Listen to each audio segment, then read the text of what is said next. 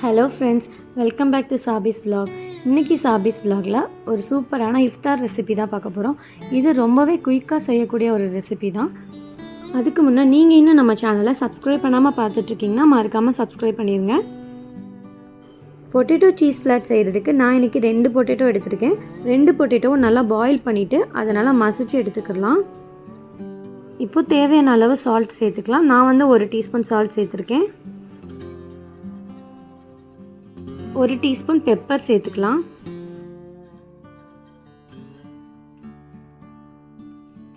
அது கூடவே parsley 1 teaspoon சேர்த்திருக்கேன். சில்லி ஃப்ளேக்ஸ் 1 டீஸ்பூன் சேர்த்துக்கலாம். இது கூடவே ஒரு பல்லு பூண்டை நல்லா கிரேட் பண்ணி சேர்த்துக்கலாம்.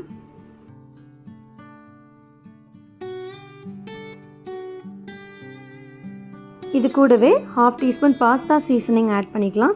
இது வந்து ஆப்ஷனல் தான், இல்லைனா ஸ்கிப் பண்ணிக்கலாம்.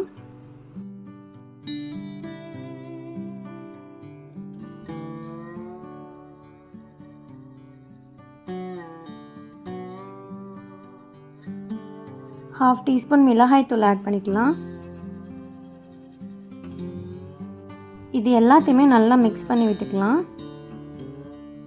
இது எல்லாத்தையுமே நல்லா மிக்ஸ் பண்ணியாச்சு. இப்போ அது கூடவே ஒரு கையளவு வந்து மொசரல்லா சீஸ் ஆட் பண்ணியிருக்கேன். இப்போ ஒரு பாக்ஸில் கீ இல்லைனா ஆயில் அப்ளை பண்ணிவிட்டு நம்ம ரெடி பண்ணி வச்சுருக்கிறத அப்படியே இந்த பாக்ஸ்க்கு மாற்றிடலாம். எனக்கு வந்து ஃப்ளாட்டாக வேணுங்கிறனால நான் வந்து இதை ஃப்ளாட்டாக வந்து ரெடி பண்ணி வச்சுருக்கேன். இதை அப்படியே ஒரு 2 ஹார்ஸ்க்கு நான் ஃப்ரீசரில் வைக்க போகிறேன். நீங்கள் வந்து உங்களுக்கு பிடிச்ச ஷேப்பில் கூட இதை ரெடி பண்ணி ஃப்ரீசரில் வைக்கலாம். இப்போ ஒரு பவுலில் பிரெட் கிரம்ஸ் எடுத்து வச்சுருக்கேன். அப்புறம் ஒரு எக் எடுத்து வச்சுருக்கேன். அப்புறம் கொஞ்சமாக மைதா. இது எல்லாத்தையுமே தனித்தனியாக ஒரு பவுலில் எடுத்து வச்சுக்கலாம்.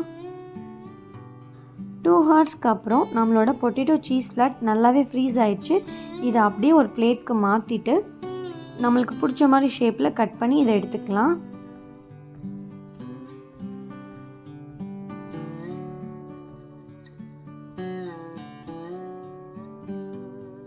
நான் எல்லாத்தையுமே ஃப்ளாட்டாக தான் கட் பண்ணி வச்சுருக்கேன்.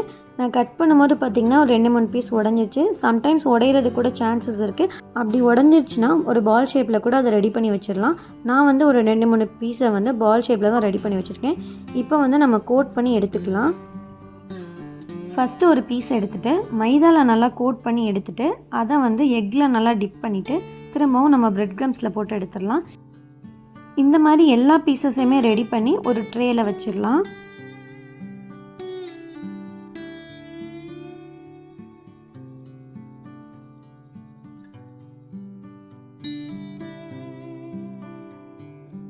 எல்லாத்தையுமே நான் நல்லா கோட் பண்ணி எடுத்து வச்சுட்டேன். இது வந்து ஃப்ரீசரில் 10 டேஸ் வரைக்குமே கெடாமல் நல்லாயிருக்கும். நம்ம ஃபாஸ்டிங்கில் இருக்கும் போது நம்மளால் எல்லா வேலையுமே ஒரே நாளில் செய்ய முடியாது இல்லையா? ஸோ நான் வந்து ஒரு நாளுக்கு முன்னையே இந்த மாதிரி நான் ரெடி பண்ணி நான் ஃப்ரீசரில் வச்சுட்டேன். இது வந்து 10 டேஸ் வரைக்குமே கெடாமல் இருக்கும். நம்ம இஃப்தார் டைமில் அதை எடுத்து நம்ம ஃப்ரை பண்ணி சாப்பிட்றது தான்.